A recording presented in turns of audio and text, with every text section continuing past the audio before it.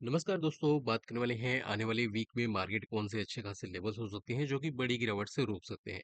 Plus बात करते हैं मार्केट में अपर साइड में कौन से ऐसे लेवल हैं जो कि ऊपर जाने से रोक रहे हैं। उसके बाद हम लोग बात करेंगे कुछ सिलेक्टेड स्टॉक्स के बारे में जहां पे एक परफेक्ट एंट्री बनने वाली है। तो प्लीज वीडियो को पूरा देखिएगा, वीडियो पसंद तो लाइक और चैनल पर नए हो तो करके जाना सब्सक्राइब। सीधा आते हैं चार्ट पर, बात करते हैं लेवल्स के बारे में।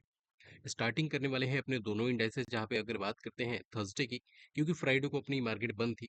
तो अगर थर्सडे की बात करते हैं तो निफ्टी में एक अच्छा खासा हाई लगने के बाद ऊपर के लेवल से सेलिंग देखने को मिली है और क्लोजिंग देखने को मिली है 24,056 के आसपास। अब बात करते हैं आगे के सिनेरियो के बारे में। अगर पोजीशन सिनेरियो की बात करते हैं तो ये जो एक हडल है जो कि हाईलाइट होता हुआ दिख रहा होगा 24,600 से लेकर 24,320 का लेवल, ये एक बड़ा हडल है। तो यहाँ पे या तो मार्केट को साइडवेज रहना चाहिए या फिर थोड़ा सा अपने को नेगेटिव पॉजिटिव होना चाहिए, मतलब कभी ऊपर और कभी नीचे। तो हो सकता है कि मार्केट के अंदर निफ्टी के लिए ये यहाँ यहाँ से लेकर यहाँ तक ऐसा रेंज बनता हुआ देखे, उसके बाद एक बड़ा ब्रेकआउट या फिर ब्रेकडाउन देखने को मिले। तो निफ्टी को जब तक 24,600 के ऊपर प्रॉपर तरीके से सस्टेन ना करे, एक बड़ा मूव आना मुश्किल है। और जब तक 23,800 या फिर 750 के नीचे प्रॉपर तरीके से सस्टेन ना करे, एक बड़ा डिक्लाइन आना भी मुश्किल है। अब बात करते हैं मंडे के सिनेरियो के बारे में। तो जैसे कि हमने देखा, जब अपनी मार्केट बंद थी फ्राइडे को, तो हमने देखा कि जो ग्लोबल मार्केट थे वहां पे अच्छे खासे सेंटिमेंट नेगेटिव होते हुए दिखे। तो इस बेस पे अगर देखें तो निफ्टी के लिए क्या है, यहाँ पे एक बड़ा गैप डाउन काम करेगा। बाइंग अपॉर्चुनिटी के लिए डेफिनेटली मुझे लगता है कि करना चाहिए, क्योंकि बैक टू बैक दो सपोर्ट है। पहले सपोर्ट के लेवल की अगर बात करते हैं तो ऑलमोस्ट यहीं पे क्लोजिंग देखने को मिली है, जो कि है 24,030 से लेकर 23,960 का लेवल, जो कि ठीक ठाक से सपोर्ट निकल के आता है निफ्टी के अंदर। लेकिन अगर वहीं पे बात करते हैं अगले सपोर्ट की, जो कि आखिरी सपोर्ट भी होगा बुल्स के लिए, जो कि लेवल होगा 23,840 से लेकर 780 या फिर 750 का लेवल, जो कि ठीक ठाक से सपोर्ट है। और यहाँ से अपने को ठीक ठाक सा रिवर्सल देखने को मिलना चाहिए। अब अगर बात करते हैं हडल के बारे में, तो जो थर्सडे को सेलिंग एक तरफा सेलिंग जो देखने को मिली है, तो ये एक अच्छा खासा हडल बन सकता है मंडे के लिए। और और अगर यहाँ पे बात करते हैं इसके लेवल्स के बारे में, तो 24,260 से लेकर 24,190 का जो लेवल होगा वो ठीक ठाक सा रेजिस्टेंस निकल के आता है निफ्टी के अंदर। अब अगर मैं बात करता हूँ बैंक निफ्टी की, तो बैंक निफ्टी में देखें तो क्लोजिंग यहाँ पे देखने को मिली है 58,177 के आसपास, लेकिन इसने एक बड़े हडल को हिट किया है। उसके बाद यहाँ पे फॉल देखने को मिला है।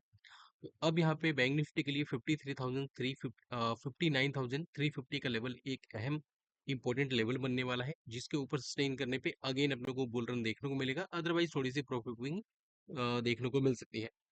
बड़ा फॉल अपने को जब तक देखने को नहीं मिलेगा जब तक ये 57,000 के नीचे प्रॉपर तरीके से सस्टेन ना करे।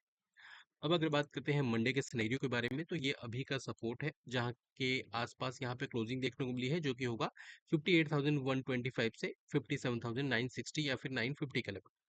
लेकिन अगर कोई बड़ा फॉल आता है, डेफिनेटली ये जो लेवल है ये अच्छा खासा काम कर सकता है, जो कि होगा 57,240 से 57,050 या फिर 57,000 का साइकोलॉजिकल लेवल। तो ये तो बातें हो गई बैंक निफ्टी और निफ्टी की। अगर बात करते हैं कुछ सिलेक्टेड स्टॉक्स के बारे में, तो सबसे पहले अपने को फोकस करना चाहिए अब यहाँ पे ओएनजीसी में, जहाँ पे जो पहला सपोर्ट था प्रॉपर तरीके से टूट चुका है। फ्राइडे को एक बड़ा फॉल देखने को मिल चुका है। अब ये आ चुका है अपने ओरिजिन पॉइंट पे, जो कि रेंज की बात करते हैं तो वो होगा 234 से लेकर 228 का लेवल। ये एक बड़ा सपोर्ट है, वीकली डेली मंथली सभी का सपोर्ट है, प्लस यहाँ पे ट्रेंड लाइन का भी सपोर्ट होने वाला है। मुझे लगता है इस स्टॉक को रडार पे रखना चाहिए फॉर द कमिंग वीक, जो कि यहाँ से एक अच्छा खासा बुल रन दे सकता है। लेकिन कंफर्मेशन के साथ में जाना है, मतलब लोअर टाइम फ्रेम पे कोई भी अपने को बाइंग अपॉर्चुनिटी देखने को मिले, definitely we can add this stock for buying side trade. अगला स्टॉक सेम होने वाला है ऑयल इंडिया, जिसने पहले सपोर्ट को ऑलमोस्ट इसने ब्रेक कर दिया है, लेकिन जो आखिरी सपोर्ट है जो हमने बैकअप सपोर्ट के तौर पर मार्क किया है, वहां पे एंट्री मिल चुकी है। तो अभी के लिए देखिए, थोड़ा सा वेट एंड वॉच करेंगे, लेकिन 395 का लेवल प्रॉपर तरीके से जब तक ब्रेक ना हो घबराना नहीं चाहिए। और यहाँ से थोड़ा सा भी अगर बुल रन दिखाता है, 2 से 3 दिन अगर कोई पॉजिटिव क्लोजिंग हो जाती है और सस्टेन करना स्टार्ट कर जाता है 423 425 के ऊपर, एक बड़ा ब्रेकआउट देखने को मिलना चाहिए। अब यहाँ पे बात करने वाले हैं इंडिगो के बारे में। बहुत बड़ी तेजी देखने को मिली है, और अगर ये तेजी आने वाले 3 से 4 दिन बरकरार रहती है, और अगर ये प्राइस किसी भी प्रकार से 5700 70 5800 5900 के पास भी हिट कर जाती है, मुझे लगता है इस प्राइस को ऐड करना चाहिए for the selling side trade. Indigo के अंदर एक बड़ा अमाउंट देखने को मिलेगा फॉर डिक्लाइन साइड ट्रेड। अब यहाँ पे बात करने वाले हैं टीवीएस मोटर्स के बारे में। इसने एक अच्छे खासे ट्रेंड का ब्रेकआउट दिया है, क्लोजिंग देखने में सक्षम हुआ है 3570 के आसपास। अब यहाँ पे एक बढ़िया सपोर्ट है जो कि होगा 3450 से 3373 का लेवल। अगर प्राइस कोई भी डिक्लाइन दिखाती है और इस रेंज के अंदर आने के बाद में कोई भी पॉजिटिविटी दिखाती है, we can add this stock for a buying side. अगला होने वाला है विप्रो। विप्रो में यहाँ पे अगर बात करते हैं तो ये अच्छा खासा सपोर्ट है 173 से 165 66 का लेवल। तो मुझे लगता है अगर यहाँ पे 165 के लेवल को ब्रेक नहीं करती है विप्रो, आने वाले जो टारगेट निकल के आते हैं वो होंगे 181 188 और 202 के यहाँ पे अपर हैंड में टारगेट निकल सकते हैं। यहीं पे अगर बात करते हैं महिंद्रा की, तो महिंद्रा को फोकस करके चलना है फॉर द ब्रेकआउट लेवल। एक रेंज का ब्रेकआउट हो सकता है अगर ये प्रॉपर इस तरीके से सस्टेन करता है। जब तक ये 3020 के नीचे सस्टेन ना करे, मुझे लगता है डिक्लाइन साइड नहीं जाना चाहिए। यहाँ पे अगर बात करते हैं कोई भी अगर अपने को बड़ा स्पाइक देखने को मिलता है फॉर द अपर हैंड, तो इस लेवल पे हम लोग यहाँ पे इसको फॉलो करके चल सकते हैं फॉर द डिक्लाइन साइड, जो कि लेवल होगा 3400 से लेकर 3328 या फिर 30 का लेवल। यहाँ से एक अच्छी खासी सेलिंग अपॉर्चुनिटी निकल के आती है। अब यहाँ पे एक ब्रेकआउट लेवल निकल के आ सकता है जो कि नाम होगा टाटा कंज्यूमर। एक अच्छे खासे रेंज में कंसोलिडेट करता हुआ दिख रहा है। क्लोजिंग देखने को मिली है 1131 के आसपास। और अगर ये सस्टेन करना स्टार्ट करता है 1137 के नीचे, एक अच्छा खासा रेंज का ब्रेकआउट होगा, तो इसको फोकस करके चलेंगे अगले वीक के लिए। अब यहाँ पे होगा नेशनल एल्यूमिनियम, जहाँ पे सडनली एक बड़ा फॉल देखने को मिला है, एक इंपॉर्टेंट लेवल पे आ चुका है। और इस सपोर्ट लेवल की बात करते हैं तो 338 से लेकर 328-27 का लेवल, जहाँ पे एक अच्छा खासा सपोर्ट है। लेकिन थोड़ा सा अपने को संभल के चलना चाहिए, क्योंकि सेलिंग देखे तो एक अच्छी खासी एग्रेसिव तरीके से देखने को मिल रही है। तो अभी जब तक ये 343 के ऊपर सस्टेन ना करे, मुझे लगता है यहाँ पे सेफ एंट्री नहीं मानी जाएगी। इसके ऊपर सस्टेन करने पे अपने को ठीक ठाक सा रिवर्सल देखने को मिल सकता है। अगर यहाँ पे बात करते हैं मुथूट फाइनेंस के बारे में, एक ट्रेंड लाइन का ऑलमोस्ट यहाँ पे रिएक्शन अगेन देखने को मिलने की कोशिश है। फ्राइडे को अगर हम लोग देखें तो यहाँ पे 104 पॉइंट का नेगेटिव क्लोजिंग देखने को मिला है। और अभी के लिए सपोर्ट लेवल की बात करते हैं तो ये निकल के आता है 2895 से लेकर 2825 का लेवल, जहाँ पे अगर एंट्री मिलती है लोअर टाइम फ्रेम पे कोई भी पॉजिटिविटी दिखाता है, definitely we can add this stock for the buying side.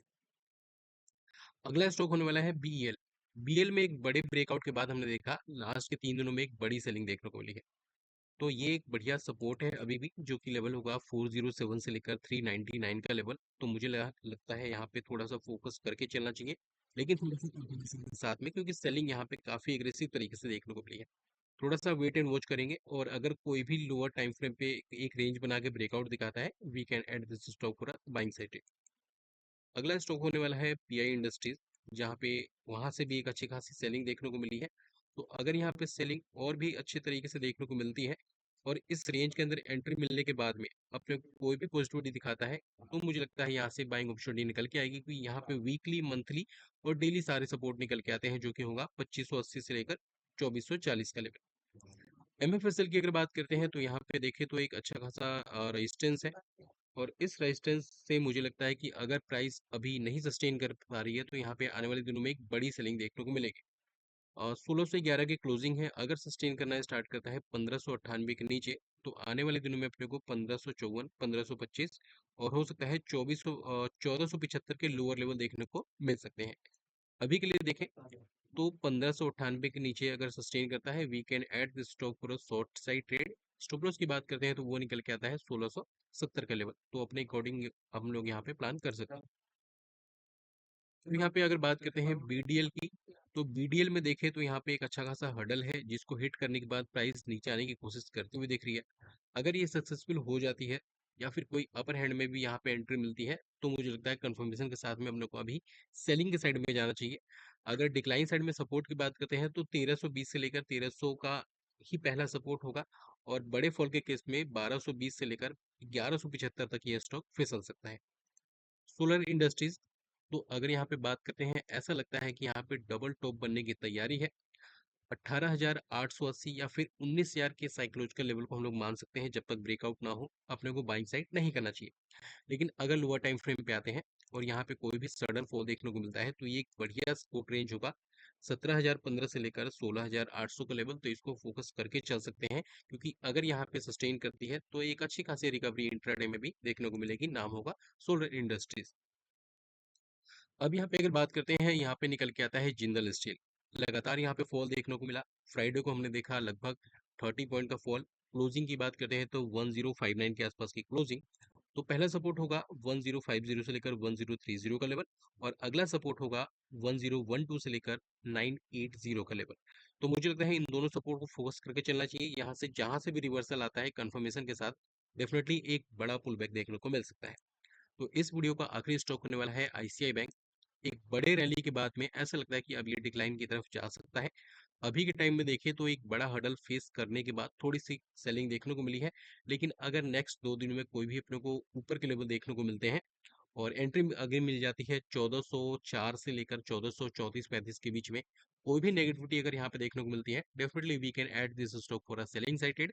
बड़े सेलिंग के केस में पहला यहाँ पे जो लोअर टारगेट होना चाहिए वो होगा 1340 से 1325 का लेवल। और अगर मार्केट क्रैश टाइप में जाती है, जो कि अभी मुश्किल है, लेकिन अगर जाती है तो प्राइस यहाँ तक आ सकती है। तो ये थी अपनी स्टडी। आने वाले वीक में जो भी इंपॉर्टेंट लेवल हो सकते हैं, अगर वीडियो पसंद आई है, वीडियो से कुछ सीखने को मिला है, definitely you can like this video and subscribe channel. लेकिन अगर टेलीग्राम चैनल ज्वाइन नहीं किया है तो अगेन वो स्टार्ट हो चुका है, उसको ज्वाइन कर सकते हैं, अगले वीक से वहाँ पे एक्टिव होते हैं।